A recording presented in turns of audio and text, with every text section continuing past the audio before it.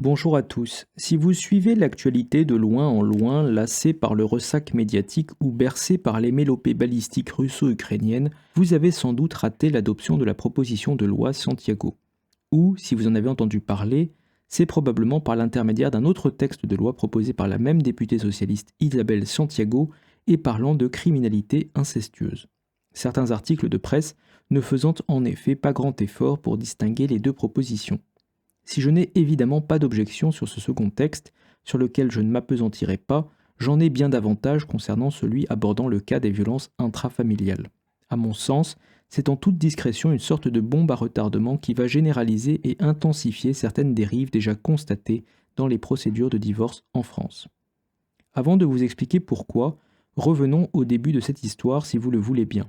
En 2020, le Haut Conseil à l'égalité entre les femmes et les hommes rend un rapport de 144 pages intitulé Violences conjugales, garantir la protection des femmes victimes et de leurs enfants tout au long de leur parcours. Ce rapport copieux ne fait dès son titre aucun mystère de son désintérêt pour les éventuels hommes victimes de violences conjugales. En fait, ce rapport a même tendance à s'arc-bouter sur une image d'Épinal de la femme victime et du mari violent, sans aucune sorte de nuance. À titre d'illustration, je vous affiche ce qu'on peut lire dès l'introduction du document.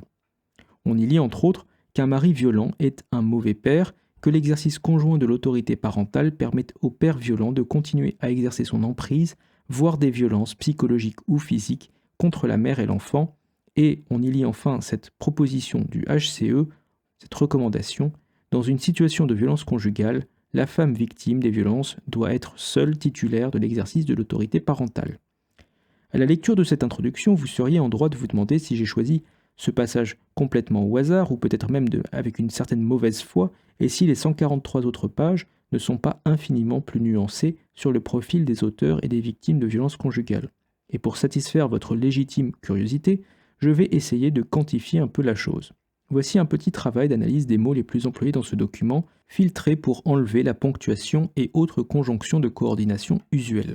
Les 5 mots les plus employés sont violence, femme, victime, conjugale et enfant. Les 2 seuls mots qualifiant des hommes qui apparaissent dans le top 50 sont conjoint en milieu de tableau et père en dernière place.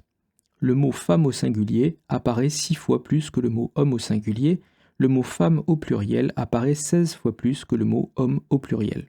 La formule femme victime apparaît un total de 368 fois, contre 0 fois pour les hommes victimes. Autre élément qui pourrait être surprenant à une époque où l'inclusivité et le progrès sont à la mode, l'absence totale des familles LGBT dans ce panorama des violences. Il n'y a aucune référence lexicale à des individus du groupe LGBT. Toute cette parenthèse pour dire quoi en définitive? Eh bien je crois avoir démontré que quand bien même on prétend parfois dans ce rapport apporter des éléments sur les violences conjugales en général, en réalité dans la tête des rapporteurs, les violences conjugales prennent une forme très standardisée d'un couple hétérosexuel avec un mari violent d'un côté, une femme victime de l'autre, et jamais l'inverse. Et ce n'est que maintenant que nous avons décrit l'atmosphère de ce rapport que nous pouvons nous intéresser à ses recommandations, notamment la recommandation numéro 24, qui est la matérialisation un petit peu plus concrète de ce que je vous ai lu plus tôt. Et c'est cette recommandation numéro 24 qui est à l'origine de la proposition de loi Santiago. C'est quasiment du copier-coller. Que raconte-t-elle exactement? Eh bien, dans un paragraphe intitulé Protéger les enfants co-victimes, elle lit la chose suivante: modifier la loi afin d'étendre la suspension systématique de l'exercice de l'autorité parentale du parent poursuivi ou condamné pour un crime commis sur la personne de l'autre parent jusqu'au procès pénal.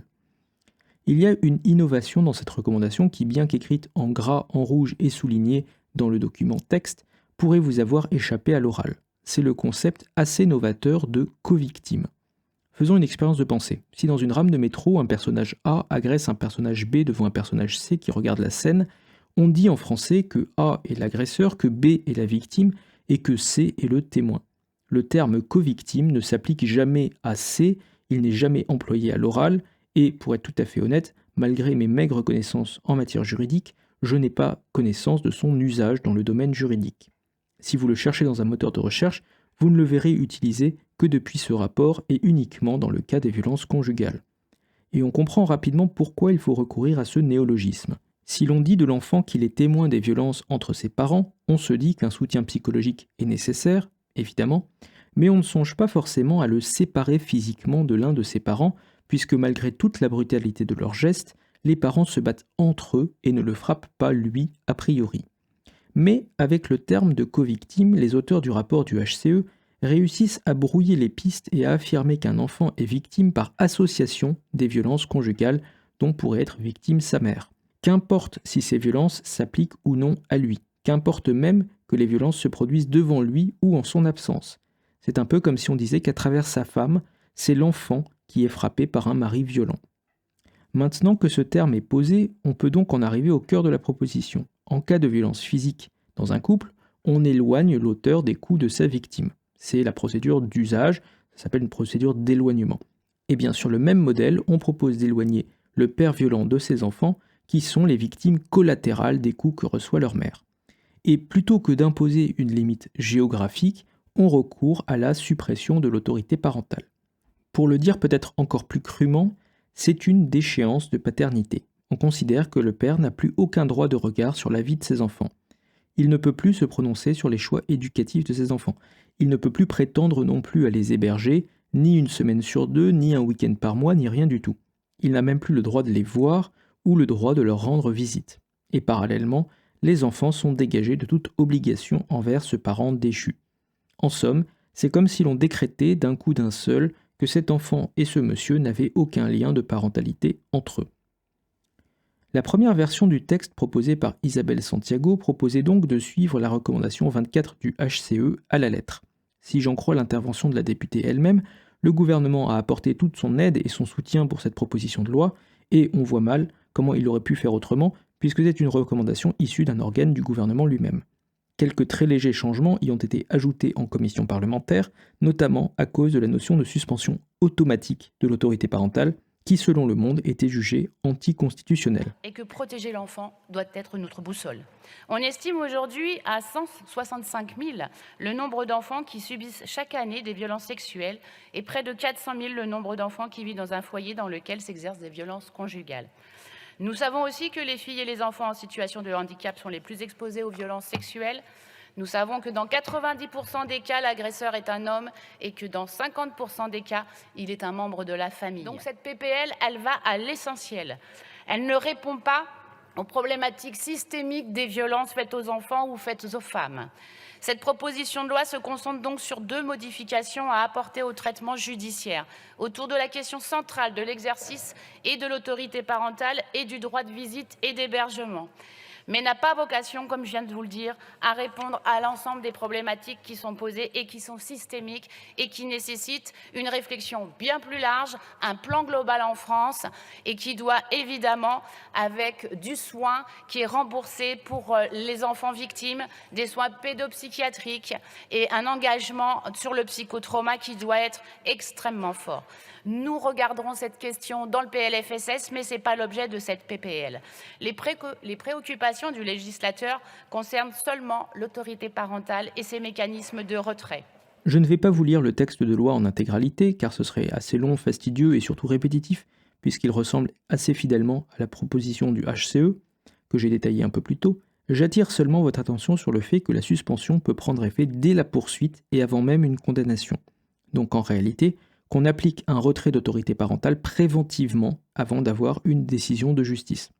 Ce texte a été adopté à l'Assemblée cette semaine et va à présent aller au Sénat pour une deuxième lecture. Je vous ferai une mise à jour sur Twitter quand on en saura un peu plus, mais je crains qu'il y ait assez peu de changements.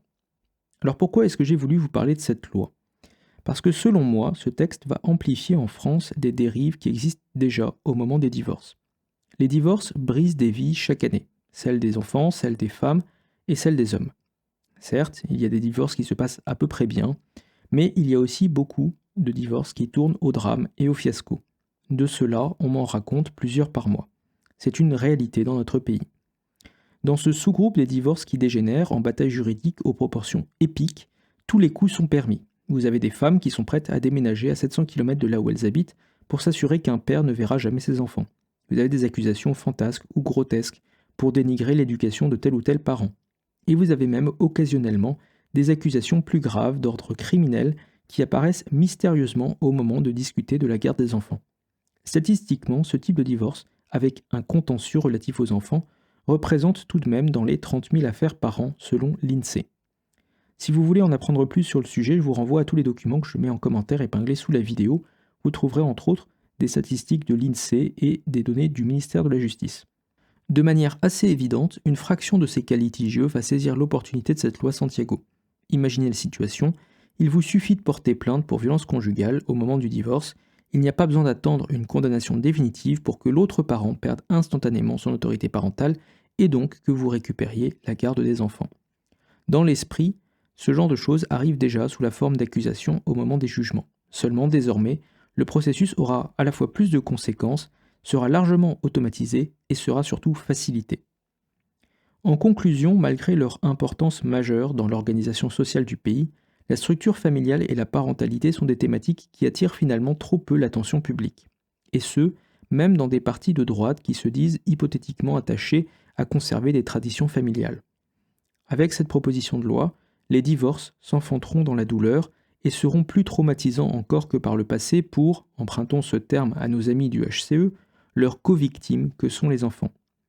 Car aux déchirures habituelles des divorces, il faudra ajouter non seulement la plus grande douleur d'un père, mais encore la douleur de l'absence plus grande d'un père. En ouvrant une porte vers des accusations plus violentes entre les parents, en automatisant partiellement la perte de l'autorité parentale, les idéologues féministes du HCE et leurs complices parlementaires feignent de prendre le soin des enfants comme boussole. Mais personne n'est dupe, car personne n'est dupe de la substitution de la douleur traumatisante d'un enfant qui voit son père violenter sa mère par la mélancolie et la solitude non moins traumatisante des enfants que la main de l'État rend orphelins. Cette proposition de loi va avoir à moyen et long terme des conséquences désastreuses sur la structure familiale en général, en accroissant la hargne et le ressentiment dans les divorces. Et peut-être plus grave encore, en instillant cette suspicion généralisée des conjoints entre eux, en plus que des conjoints envers l'institution déjà largement faillible et critiquable du mariage républicain. Car pour souhaiter se marier encore, il faut un courage quelque peu insensé. Prenez soin de vous et à bientôt.